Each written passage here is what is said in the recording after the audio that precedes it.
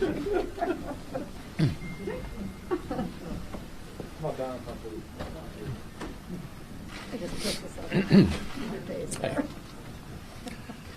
good afternoon, everyone.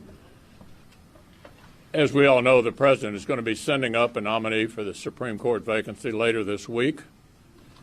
We all anticipate it's going to be an extremely well-qualified woman. And with regard to the schedule after that announcement, Chairman Lindsey Graham will lay out the plan for handling the nomination before the Judiciary Committee. Number two, a word about the negotiation on the CR.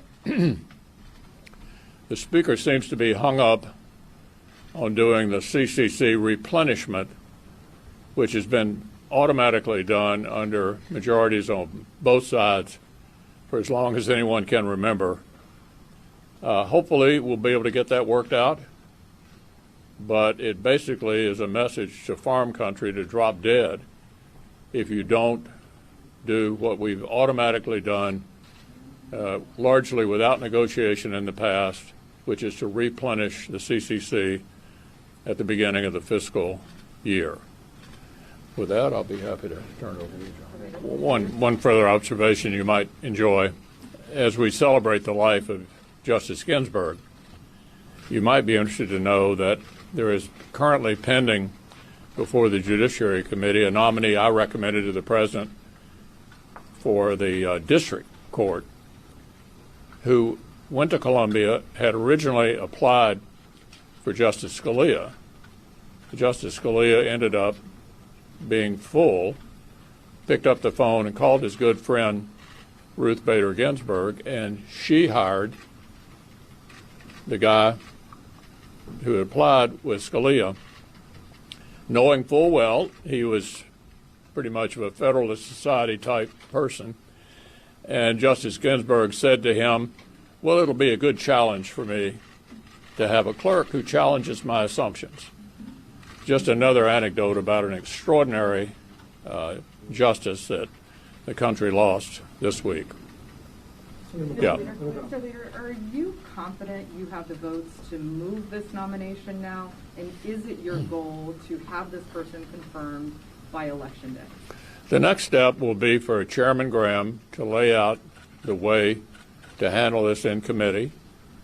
And when the nomination comes out of committee, then I'll decide when and how to proceed.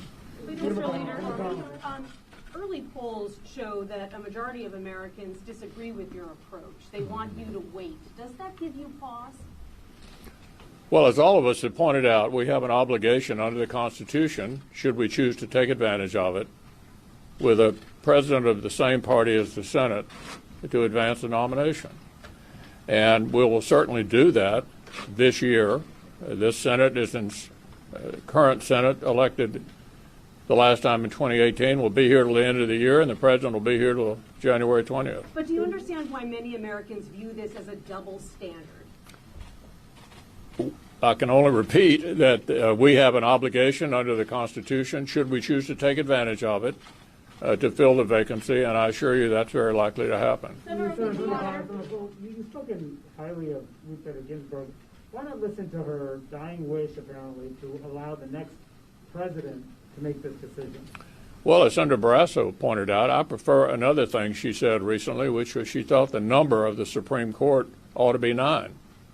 Well, what about that? What about that way? Have you spoken to President Trump recently about this vacancy? And then also, do you think that trying to get this done before Election Day gives your members an appropriate amount of time to vet a potential candidate? Of course, I've talked to the president about it, yeah, from the very beginning. And what about the timeline? Yeah. Mr. Leader, does the possibility that the election could be contested and potentially go through the courts up to the Supreme Court factor into your thinking about this timeline at all? I apologize. Does the reality that we could face a contested election coming up, that it could end up in the courts, that the Supreme Court could be making decisions about the results of the election factor into your thinking about the timeline? Yeah, all kinds of things could happen. For example, my colleague Senator Barrasso, and I think Senator Blunt as well, mentioned that there have been all kinds of threats out there way predating this Supreme Court vacancy. They're going to get rid of the filibuster. They're going to make D.C. a state, Puerto Rico a state, pack the Supreme Court. All these threats have been out there for months. What we do know is what the job is right now. The job right now is for this well-qualified nominee, which I expect we'll see on Saturday, to be processed in committee and brought to the floor and voted on. And that's what we anticipate will happen. Leader McConnell, do you accept a deal that would have an extension of nutrition programs in exchange for farm aid? And do you think that it's possible to get a deal? Take your mask off. Sorry, I'll be louder. Would you accept a deal on the CR that would extend the farm aid in exchange for these nutrition programs? And do you expect Well, we're talking to the Speaker right now about trying to resolve the issue that many of us are concerned about what has been in the past, a kind of automatic replenishing of the CCC. This is a really big issue in farm country, and there are both Democrats and Republicans who are farmers. I'm hoping we can get that worked out and go forward. Thank you. Can you assure us there won't